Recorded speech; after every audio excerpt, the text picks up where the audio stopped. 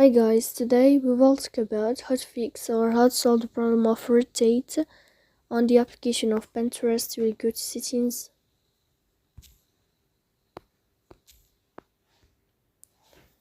In this page of settings, you will go to apps, default apps, app settings. On above, you will search about Pinterest and you will click here. Then this page of app info, you will click on first stop and you will click OK. Here you will enter to storage.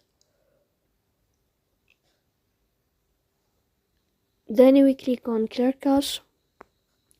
Here we go to Play Store. You will search about Pinterest app. Then you can uninstall your app and you can install it again. So please don't forget to support us by like and subscribe. See you next time in another video, and thank you for your watching and your attention.